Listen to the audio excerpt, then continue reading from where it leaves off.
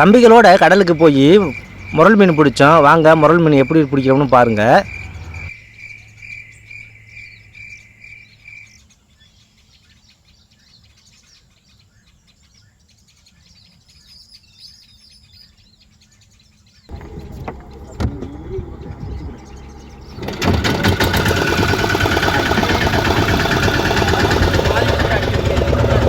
தராத்தில் engine அடிச்சுட்டு நான் தம்பி மாப்பிள்ளை இன்னும் ஒரு 2-3 தம்பி மொத்தம் 6 பேர் கிளம்பணும். கிளம்பி அணியத்தில் 2 பேர் நின்று அந்த மீன் கூட்டம் வர்றதை பார்க்குறக்காண்டி 2-3 பேர் நின்றுக்கிட்டாங்க. நாங்கள் சைடில் பார்க்குறக்காண்டி நாங்கள் சைடில் நின்றுக்கிட்டோம். தம்பிகளோடு சேர்ந்து கிளம்பி போக போகிறோம். எங்களோட நீங்களும் வாங்க. நாங்கள் பிடிக்கிற மீன் எப்படி பிடிக்கிறோம்னு நீங்களும் பாருங்கள்.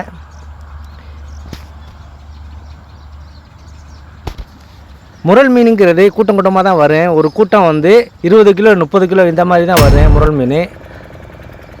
அதை எப்படி பிடிக்கணும்னு பார்க்கலாம்.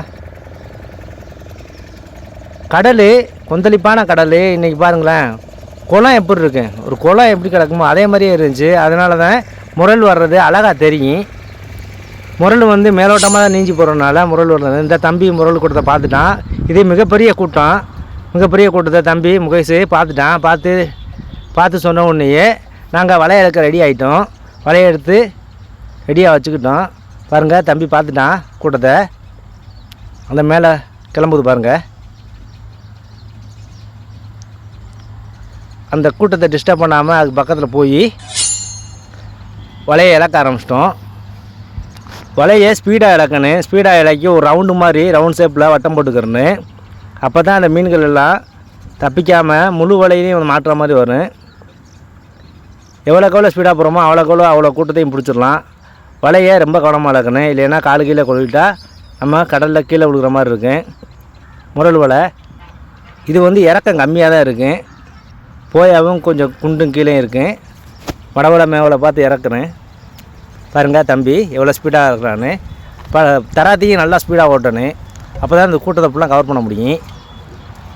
எல்லா பேரும் சேர்ந்து ஒரு வட்டத்தை போட்டோம். இங்கே பார்க்கலாம் வலை எவ்வளோ ரவுண்ட் ஷேப்பில் கிடக்குன்னு. உள்ளக்க முரல் மாட்டிக்கிருச்சு. ரவுண்ட் ஷேப்பில் போட்டு ஒரு அடப்பு ஒன்று வைக்கணும். தப்பிக்காத அவளுக்கு லாக்கிங் சிஸ்டம் மாதிரி ரெண்டையும் ஒட்டை போட்டுக்கிறேன்னு. போட்டதுக்கப்புறமா வலை பாருங்களேன், வலை என்ன முடியலை, இலக்கிட்டே இருக்கும். இது வந்து 2 செட்டு வலை. 2 செட்டு வலைங்கிறப்ப கொஞ்சம் லாங்காக தான் இருக்கும். பெரிய ரவுண்டாக போட்டுக்கிட்டோம். நாங்கள் பார்த்த கூட்டம் வந்து செல்வமுரல் மீன். செல்வமுரல் மீன் வந்து நல்ல விலை போகும். நம்ம ஏரியாவில் 180 ரூபா வரைக்கும் போடுவாங்க. விட்ட வலையை லைட்டாக கொழுகிருச்சு. அதில் சிக்க எடுத்து விட்டோம். கொஞ்ச நேரத்தில் தம்பியை வாங்க ஆரம்பிச்சிட்டாங்க. வாங்கினா வலை ஃபுல்லாமே மீனாக தான் இருந்துச்சு, முரல் மீனாக தான் இருந்துச்சு. எவ்வளோ அழகாக குளம் போல் இருக்குன்னு பாருங்கள் கடல். இது கடல் மாதிரியே தெரியலங்க, நல்லா ஒரு குளம் மாதிரி இருக்குது. மீன் மேலே வர்றது நல்லா தெரிஞ்சு.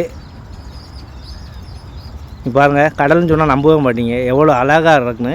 ஒரு அலை இல்லைங்க. கடலுக்கு போகிறதுக்கு அவ்வளோ ஒரு ஜாலியாக இருந்துச்சு. வலையை வாங்க அவ்வளோ இன்ட்ரெஸ்ட்டாக இருந்துச்சு எங்களுக்கு.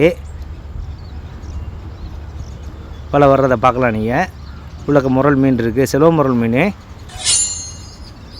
பாருங்கள். செல்வ முரல் மீனை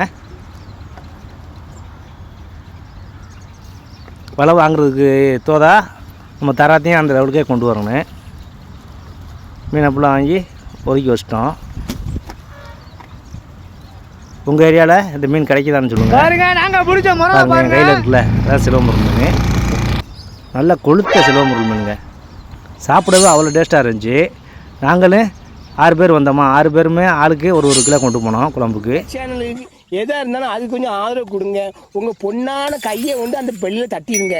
அவங்களுக்கு சப்ஸ்கிரைபர் 5-10 ஏறுனா அவங்க மனசு சந்தோஷப்படும். அவங்க வீடியோவும் பாருங்கள்.